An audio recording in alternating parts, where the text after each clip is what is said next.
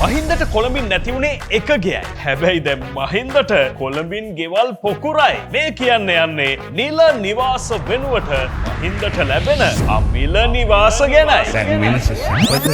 ජනාධිපතිවරුන්ගේ හිමිකම් ඉවත් කිරීමේ පනත් කෙටුම් පත පසුගියදා පාර්ලිමේන්තුවේදී සම්මත වුණා.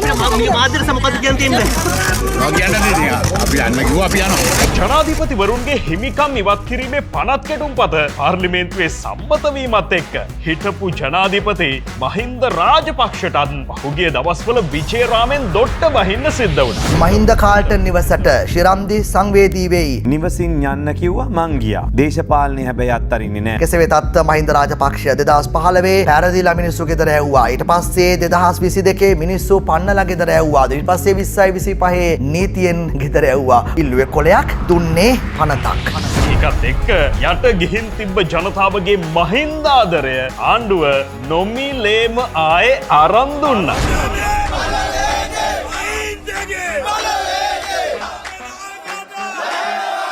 සිංහයා නගරේ හිටියා සිංහයා කැලෑවේ හිටියා සිංහයා මට කිව්වා හාමුදුරනේ කුරාන්තලපයක් කාලා ගමේ ඉන්නව තරම් සතුටක් මේ මහින්ද රාජපක්ෂට නෑ ඒක මුන් දන්නේ නෑ කියලා. ඒසා අදත් කුරුණෑගල හිරියාල ජායල හිනිදුම සහ ඇල්පිටිය ප්‍රදේශවල ජනතාව හිටපු ජනාධිපතිවරයාගේ සුවදුක් බැලීම සඳහා මෙලෙස පැමිණ සිටියා. මහින්දට තියෙන ඒ ආදරය කොච්චරක්ද කිව්වොත් ජර්මනියේ ඉන්න ශ්‍රී ලාංකිකයෙක් රාජකිරිය නාවල පාරෙන් ගෙයක් දෙන්න ලෑස්ති. තව ව්‍යාපාරිකයෙක් බත්තර මුල්ලේ පොහොට්ටුව ප්‍රධාන කාර්යාලයේ ළඟින්ම ගෙයක් අරන් දෙන්න ලෑස්ති.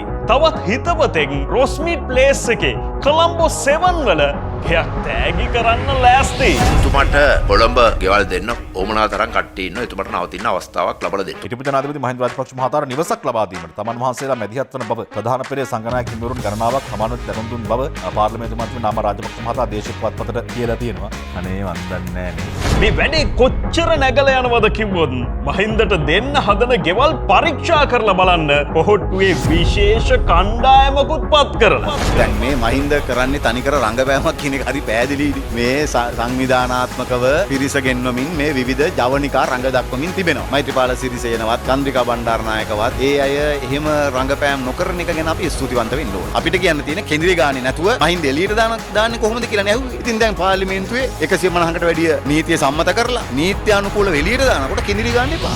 ආතල් දුන්න ඇති දැන්වත් ඔය මනුස්සයට පාඩුවේ ඉන්න දීපන් කියලා ඔය බත් බැලියෝ ටිකටයි ආණ්ඩුවේ ඉන්න පට්ට හැලයෝ ටිකටයි කියන්න share this 100 seconds